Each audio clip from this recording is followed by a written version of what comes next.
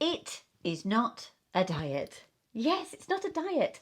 I don't like that word. If you've seen my other video, then you will realise that I want it to be a healthy lifestyle regime for you.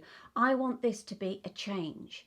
The word diet usually means punishment. It sometimes means crash diets, starving yourself, omitting food groups, which is something that I'm keen to not have happen, especially in the plan that I follow.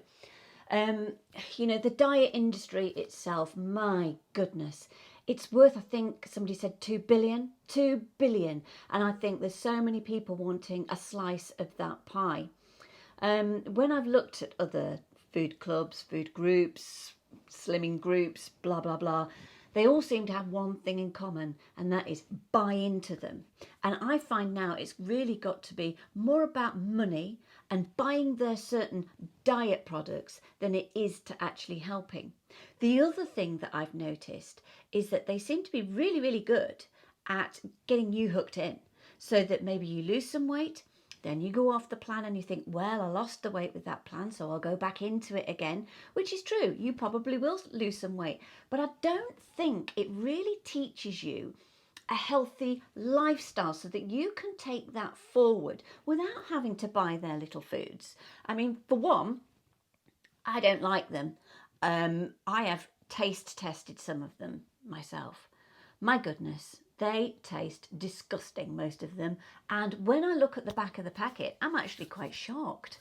I'm actually quite shocked at what some things contain. It doesn't please me. And so therefore, I really don't like that route at all. And also the additives as well. I read in the 1980s a book called E for Additives. It's a fantastic book and you can still get it. I urge people, if you want to be educated in some of the stuff that goes in your food, that you start having a look at the E numbers. And that also explains the amount of allergies and other things that people are developing. So I really don't have a love for diet companies and their diet foods. Simply as well, I have found that they're not all that they're cracked up to be. So you can often get like these healthy nut bars and things, but when you actually look at the calories and some of the things that are in them, they're worse than a chocolate bar. So really, it's sort of like it's defeating the purpose. So for me, diet is not something I want to go along with. I want it to be, a healthy lifestyle, a healthy regime where it's food balanced with you doing fitness and exercise.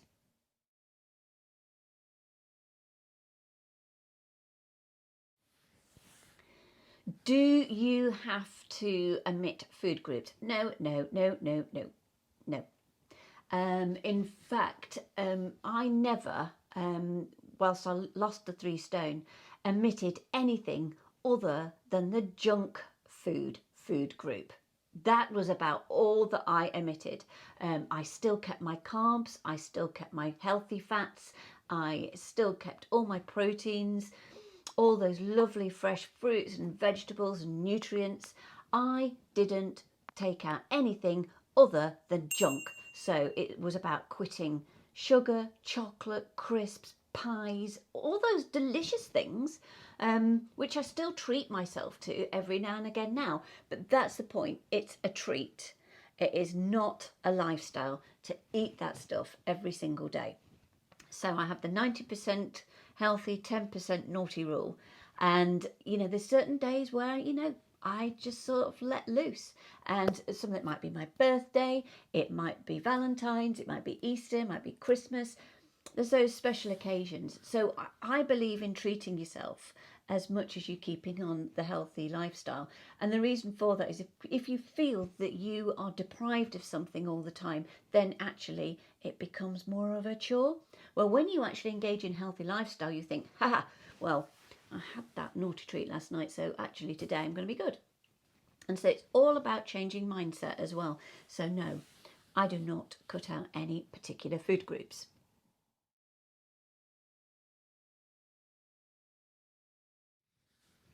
Do you have to look at calories? Yes. Calories are something that's quite important, and I will be talking in another video about the NutriCheck app. I am not affiliated with them. I don't get any money from them. It's just something that was a fantastic tool for me right at the very beginning to find out what calories and what things were in certain foods so that I could make that deficit a little bit and I could be a bit wiser with my choices. As I progressed, I've probably used NutriCheck less because my fitness has gone up a level. So I'm now at the average calories of what I should be eating a day, and also a little bit more. Isn't that interesting? Yes, a bit more. And that's because I love running. Trail running in particular is one of my sports and my passions. Now, in particular with trail running, where I run in the Lake District, it can be a long, long way. It can be for many, many miles. So therefore, I have to fuel my body correctly for it to function correctly. And yes, it's true. You're going to love this one. Sometimes people are not getting to lose weight in particular because they're not eating enough calories and the right food. Hollow calories and just not eating enough. So the body then goes like into starvation mode.